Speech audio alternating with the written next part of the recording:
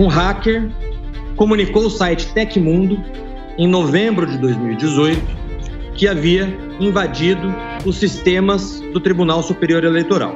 O inquérito da Polícia Federal foi aberto em 8 de novembro de 2018. Esse inquérito foi aberto em 2018, depois de uma reportagem publicada pelo site Tecmundo. Tecmundo, que já explicava a impossibilidade de se fraudar a eleição a partir apenas do código-fonte. Por que tem um hack preso que entrou nos computadores do TSE, se o Barroso diz que os seus computadores são invioláveis? Por que ele está preso? Olá, meus amigos e minhas amigas, eu sou o Felipe Paião, editor do Tecmundo, e hoje precisamos falar sobre as urnas eletrônicas. Palco de disputas políticas, narrativas formuladas por defensores e opositores, a urna é uma ferramenta-chave na democracia brasileira e agora nós vamos desenrolar esse novelo de lã para te ajudar a entender a história do coletor eletrônico de votos, suas falhas, vulnerabilidades, a transparência ou a falta do TSE sobre o assunto e o envolvimento de hackers e do Tecmundo nessa história. Para nos dar uma mão nessa tarefa, o Tecmundo entrevistou Diego Aranha, pesquisador de segurança e cientista que talvez seja um dos mais proeminentes quando falamos sobre vulnerabilidades nos sistemas eleitorais. Além disso, o Tecmundo também trouxe Thiago Ayub, diretor de tecnologia que se debruçou sobre o inquérito do TSE vazado pelo presidente Jair Bolsonaro e que revela detalhes assombrosos sobre a segurança dos processos internos do órgão. Agora, segue o fio, vamos desenrolar essa história. Lá em 1985, o Tribunal Superior Eleitoral, nosso conhecido TSE, realizou a implantação de um cadastro eleitoral informatizado. Na época, o Brasil passava por uma turbulência no cenário político, visto que o presidente eleito Tancredo Neves veio a falecer antes de sua posse. Então, seu vice-presidente, José Sarney, assumiu o posto de presidente do Brasil. Essa época foi o primeiro aceno, se pudermos falar assim, lá em 85, para o início da história das urnas eletrônicas. Pulamos 10 anos e estamos em 1995, ano em que a primeira tecnologia de coletor de votos eletrônico foi desenvolvida no Brasil. A urna de primeira geração tinha uma tecnologia chamada de Direct Recording Electronic, de maneira simplificada, máquina DRE. Nessa época, o resultado apurado era diretamente dependente da confiabilidade técnica do próprio software neles instalados. O nome da máquina foi certeiro: Coletor Eletrônico de Votos, o CEV. Software é todo programa armazenado em discos ou circuitos integrados de um computador. Por exemplo, o navegador que você está assistindo a este vídeo é um software. Neste ano, em 95, o TSE formou uma comissão técnica liderada por pesquisadores do Instituto Nacional de Pesquisas Espaciais, o INPE, e do Centro Técnico Aeroespacial, o CTA, de São José dos Campos. Eles definiram uma especificação de requisitos funcionais. A implantação do CEV aconteceu em 1996 em mais de 50 municípios brasileiros. E vale notar, apesar de sermos referência nessa tecnologia, outros países começaram antes a votação eletrônica, como a Holanda e a Índia. Hoje, em 2021, são 26 países que usam a urna junto do Brasil e mais 16 que se valem da tecnologia para eleições regionais. As urnas eletrônicas foram então definidas como padrão brasileiro por conta de sua agilidade, e nós podemos afirmar que nossas eleições são extremamente rápidas na apuração, confiabilidade e transparência, segundo o TSE. Vale notar que o Tribunal Superior Eleitoral ainda ganhou um prêmio em 2009 da BSA, Business Software Alliance, pela contribuição no desenvolvimento de urnas. A premiação foi resultado de uma parceria entre a Universidade de São Paulo e a George Washington University, dos Estados Unidos. Ao longo dos anos, o TSE realizou testes públicos de segurança nas urnas e já vamos falar mais sobre isso. Mas já vamos também levantar que o tribunal testou sim o voto impresso no Brasil. Em 2002, em caráter experimental, as eleições presidenciais contaram com a medida em 150 municípios, atingindo cerca de 6,18% do eleitorado. Segundo o tribunal, a medida foi reprovada e os motivos seriam que a introdução no processo de votação nada agregou em termos de segurança ou transparência. Por outro lado, criou problemas. Na época, o relatório do TSE concluiu que nas sessões com voto impresso foram maiores o tamanho das filas e o percentual das urnas que apresentaram defeitos, além das falhas verificadas apenas nas impressoras. Além disso, que houve incidência de casos de enredamento de papel, possivelmente devido à umidade e dificuldades de manutenção do módulo impressor.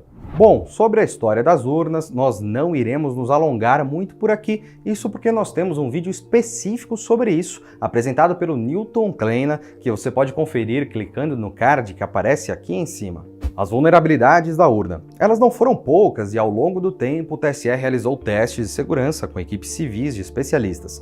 Diego Aranha, quando era professor da Universidade de Brasília, UNB, e da Universidade Estadual de Campinas, a Unicamp, participou de 2 testes, em 2012 e em 2017. Em 2016, Aranha atuou apenas como observador externo dos testes, isso porque naquele ano o TSE introduziu um termo de confidencialidade que ele se recusou a assinar, um princípio por transparência. A ideia no papel é linda, equipes unidas para encontrar falhas que seriam corrigidas posteriormente pelo TSE. De fato, isso aconteceu.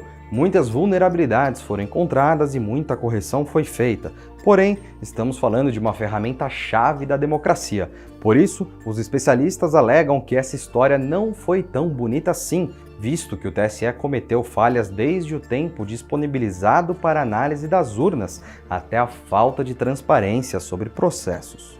Se for seguir uma cronologia dos trabalhos da equipe de Aranha, em 2012 eles conseguiram recuperar os votos em ordem após uma eleição simulada, baseado apenas em informação pública. Com a ajuda de um mesário malicioso, por exemplo, na época teria sido possível saber quem votou em quem. Segundo o TSE, essa falha foi corrigida. Aranha também relata que foram descobertos que os mecanismos que protegem o software contra a manipulação sofriam de falhas de projeto fundamentais. Todas as urnas compartilham o mesmo segredo para proteger o software de votação, e isso está diretamente inserido no código-fonte do equipamento. Então, tem ao menos 500 mil cópias dessa informação às claras em cartões de memória. A equipe, infelizmente, não teve tempo de realizar um ataque em tempo real sobre essa vulnerabilidade.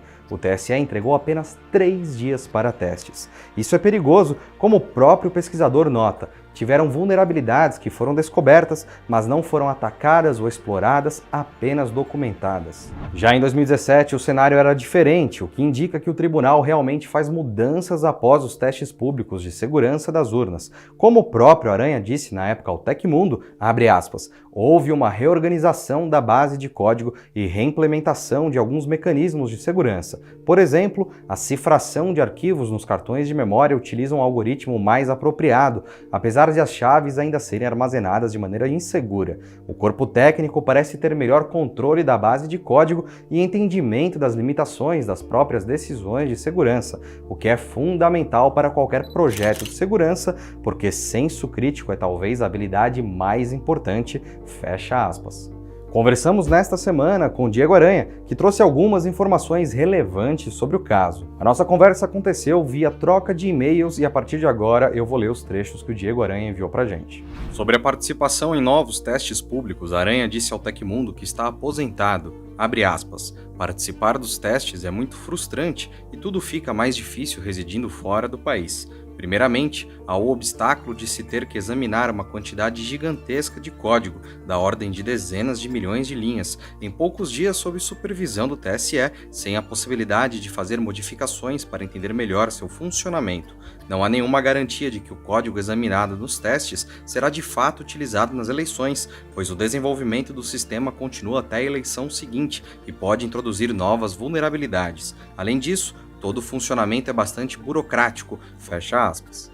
O pesquisador ainda comentou ao Tecmundo sobre as fraudes identificadas. O TSE, como em todos os pontos, afirma que não é possível o tipo de fraude que as questões levantadas foram resolvidas. Mesmo assim, é interessante notar as fraudes de pequena escala. Uma delas é a fraude do mesário, em que ele vota no lugar de pessoas que não foram votar. Então, quando a pessoa justifica a falta, percebe-se posteriormente que já votaram no lugar dela. Segundo Aranha, esse tipo de coisa acontece. Isso porque os mesários também concentram risco nas eleições, já que eles têm acesso privilegiado ao equipamento.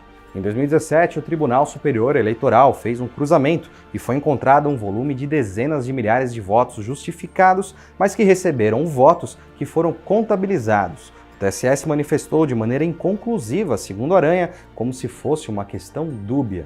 Essa fraude pode parecer pequena e impactar um número baixo de votos, porém, às vezes são 500 votos que separam o primeiro do segundo turno, principalmente em cidades menores. Enfim, chegamos ao ponto em que precisamos discutir sobre como mitigar fraudes e problemas futuros. O voto impresso é uma dessas barreiras que de tempos em tempos volta a circular no noticiário, mas dessa vez, infelizmente, a pauta está sendo usada para uma narrativa que desvirtua sua real intenção. Vamos juntos entender o que significa o voto impresso. Não, ele não é um papelzinho que você escreve o seu voto e deposita em uma urna. Ele também não é um papel que sai impresso da urna e você pode levar para casa. O voto impresso é uma proposta de, além de usar a memória eletrônica, registrar os votos também em papel. Não é necessário conhecimento técnico para ler um número impresso em um papel. Por isso, essa forma de registro permite que todos os eleitores, mesmo pessoas leigas em tecnologia, possam participar da auditoria do processo eleitoral. A proposta da comunidade científica, então, é a seguinte: uma vez digitado o número do candidato, a máquina imprime e mostra o voto para o eleitor dentro de uma janela hermeticamente fechada. Após confirmar que o papel realmente contém o seu voto, o eleitor aperta a tecla Confirma, fazendo com que a máquina corte o papel e deposite-o em uma urna. Se houver algum problema, o eleitor pode apertar a tecla Corrige, fazendo com que a máquina imprima uma marca no papel indicando que ele é inválido antes de cortá-lo. Se a impressão apresentar divergências com relação ao seu voto, o eleitor pode demonstrá-las para o mesário sem prejudicar seu sigilo, justamente pela possibilidade de usar a tecla Corrige. O voto impresso não é uma cédula tradicional, mas sim uma nova forma de registro digital. A diferença é que ele é impresso em papel em vez de ser gravado somente em memória eletrônica, e por isso pode ser observado pelo eleitor a olho nu.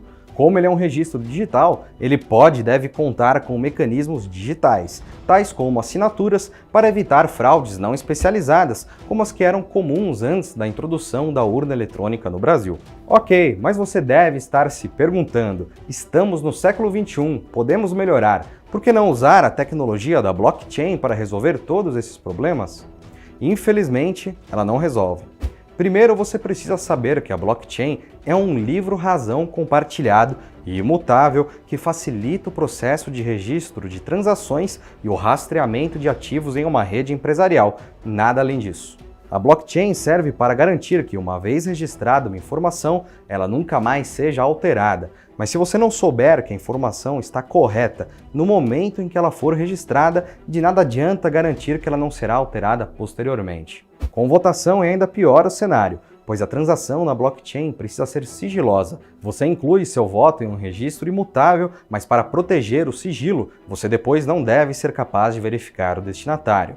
Como verificar que seu voto foi destinado ao candidato correto? Ao contrário do roubo de bitcoins que utilizam a blockchain, algo que você acabaria percebendo, aqui você jamais saberia que seu voto foi desviado. Em resposta ao Tecmundo, o pesquisador Diego Aranha finalizou com o seguinte pensamento, abre aspas, a comunidade técnica entende que um sistema equipado com registro físico é mais transparente e tem auditoria mais acessível do que um sistema puramente eletrônico. Observando a experiência de outros países, é notório que um protocolo robusto de auditoria baseado em evidência confirma resultados de eleição rapidamente e esvazia alegações politiqueiras de fraude também com rapidez. Ao mesmo tempo, tentativas de auditoria que fazem perícia em máquinas de votar ou registros eletrônicos costumam tomar muito mais tempo, exigir equipes especializadas e correm maior risco de terminar inconclusivas. A combinação de urna eletrônica com a implantação de um registro físico basta para satisfazer a noção padronizada na pesquisa científica como princípio de independência de software. A implementação de um registro físico deve servir para se verificar os resultados de uma eleição de maneira independente do software que produziu esses resultados, até porque o resultado é auditar seu correto funcionamento durante as eleições reais, que é quando importa. Há muitas formas de se implementar esse mecanismo e satisfazer o requisito. A acoplação de uma impressora às urnas é apenas a forma que alteraria o mínimo possível o procedimento de votação ao qual os brasileiros já estão acostumados, fecha aspas. Eu já conversei com o professor Diego Aranha em diversas oportunidades, além de ter participado do debate entre o especialista e o TSE, representado por Rodrigo Coimbra, chefe da seção de voto informatizado em 2018. As principais queixas sobre toda a questão que envolve a urna eletrônica recaem em um valor obrigatório para toda a democracia, a transparência. Sobre o debate técnico que aconteceu, Aranha comentou que todos podem verificar como tudo isso aconteceu de maneira cívica, construtiva e informativa. Abre aspas. Há várias outras posturas que ajudariam a incrementar a transparência também, como testes públicos de segurança menos restritos e abertura da base de código, até para as pessoas aprenderem a apreciar a complexidade de se auditar seu comportamento e terem uma melhor ideia da magnitude do problema. Fecha aspas. 2021, redes sociais ao alcance de alguns cliques e o WhatsApp apita e você tem uma enxurrada de opiniões, notícias e dados falsos. Tudo isso pode ser explorado por uma narrativa política perigosa que atenta contra a nossa frágil democracia, que ainda não completou nem 40 anos de idade. Agora, imagine enxergar um trabalho sério, baseado em fatos encontrados ao longo do tempo, ser deturpado para fragilizar instituições e colocar a nossa população em pé de guerra. Isso vem acontecendo. E o pesquisador Diego Aranha também falou um pouco sobre isso. Abre aspas. Os discursos divergem em muitos pontos. O principal deles é que defendemos o voto impresso como um mecanismo de transparência por meio de evidência verificável diretamente pelo eleitor. Os apoiadores do presidente defendem a medida como uma solução urgente contra supostas fraudes que teriam acontecido em 2018 e que se repetiriam em 2022. Além disso, defendem contagem manual de todos os registros físicos em vez de amostragem.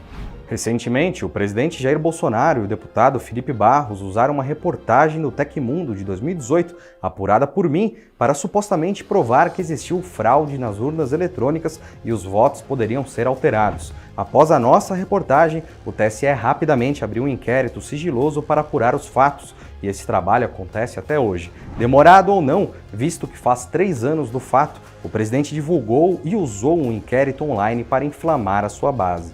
A reportagem em questão é chamada de Hackers Invadem Sistema da Justiça Eleitoral e Pegam Dados Confidenciais. Na época, recebi de 2 fontes anônimas documentos que revelavam acesso indevido ao sistema do TSE e ao módulo GEDAI.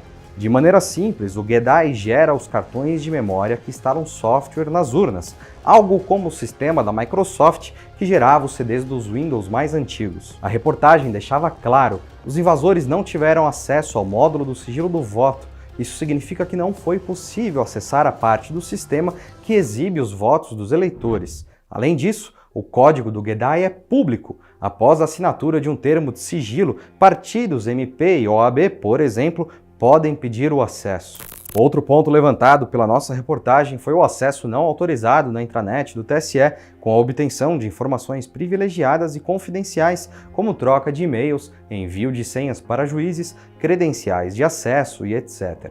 É preciso deixar claro, isso não significa que houve fraude nem que haverá. Afirmar isso é embarcar em uma narrativa política que desqualifica o trabalho de toda uma comunidade científica que busca melhorar a segurança das urnas. Durante nossa breve conversa via e-mail, o hacker apontou ainda que obteve acesso a códigos-fonte. Novamente, o acesso é indevido neste momento, mas a comunidade clama pela liberação do código-fonte da urna. Ter acesso a ele deveria ser, na verdade, um passo de transparência do TSE, algo que foi prometido em 2018 e até hoje não foi cumprido. Quem fala um pouco mais sobre isso é Thiago Ayub, diretor de tecnologia, que se debruçou sobre o inquérito após a divulgação do presidente e fez descobertas interessantes e assombrosas sobre a segurança do TSE. É importante que o acesso ao código-fonte seja disponível a toda a sociedade. A liberdade de acesso ao código-fonte é muito parecida com a liberdade de imprensa. Nem todo brasileiro é um programador, vai conseguir entender o que está escrito no código-fonte.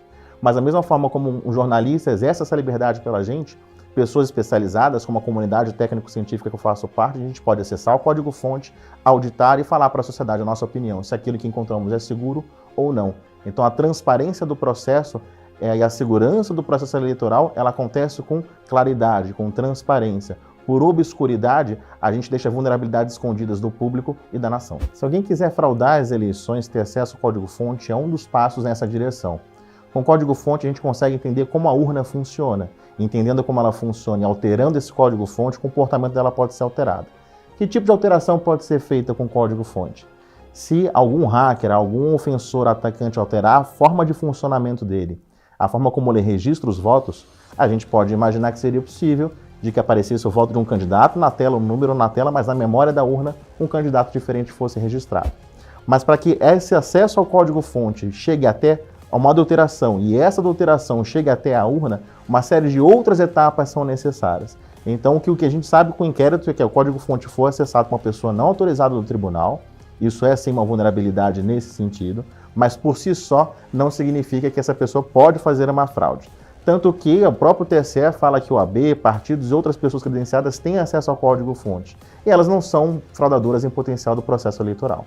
O grande problema que o inquérito traz são de processos. E sim, muita gente na internet acha que esse não é o melhor momento para falarmos sobre isso. Mas exatamente por esse assunto ser postergado, estamos no patamar atual de fragilização de instituições. A leitura do inquérito, para mim, foi um momento íntimo e bastante difícil. Que na medida que eu ia lendo as linhas que o inquérito vai relatando como foi feito o ataque, as vulnerabilidades exploradas, o cenário que eu encontrei é de maior descaso em termos de segurança da informação. Foi quase que ler um conto de terror. A gente pode entender da seguinte forma.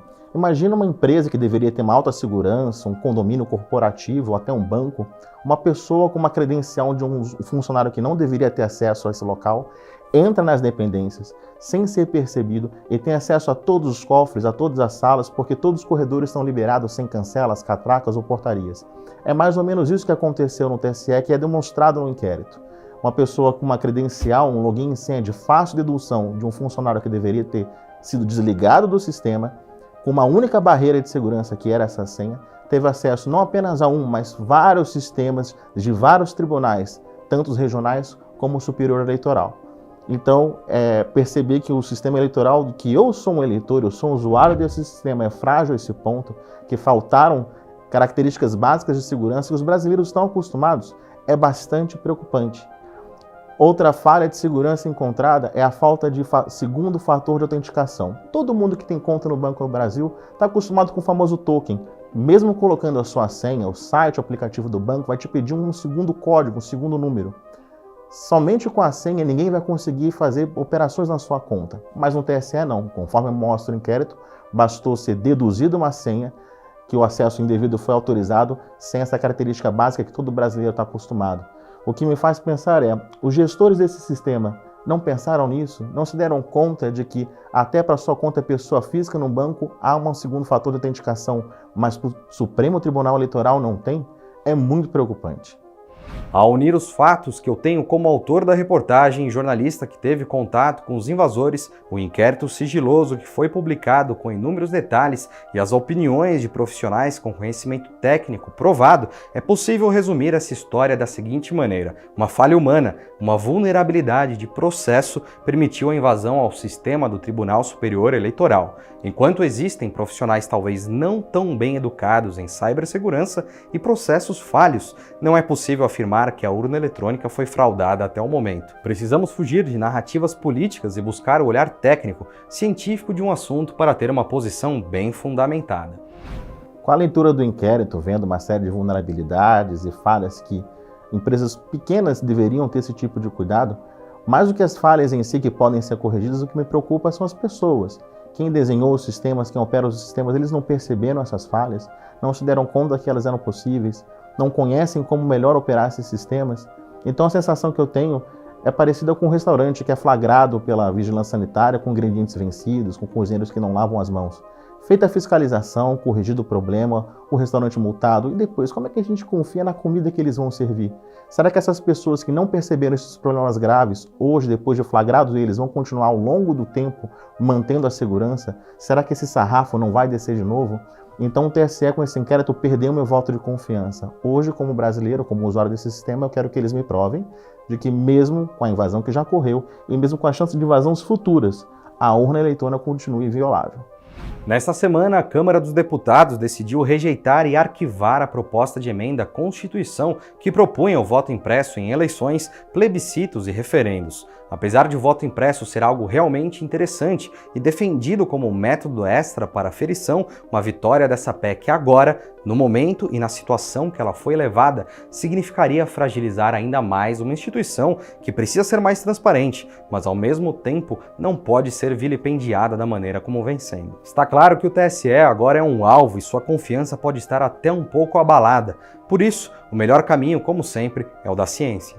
Para suspeitas levantadas sobre o sistema eleitoral, o voto impresso é sim um caminho interessante, a gente tem que olhar com carinho para ele. A comunidade científica, técnica, está certa em seguir e propor esse modelo como um caminho para a gente. Eu sou mais conservador nesse momento, olhando o histórico que a gente tem nas eleições do Brasil e o histórico criminal que nós temos das invasões do TSE, o meu entendimento é, já que as invasões ocorreram ao TSE, a gente pode imaginar que novas invasões vão acontecer, o que eu quero como brasileiro é que o TSE me prove que mesmo diante dessas invasões, a urna continua inviolável.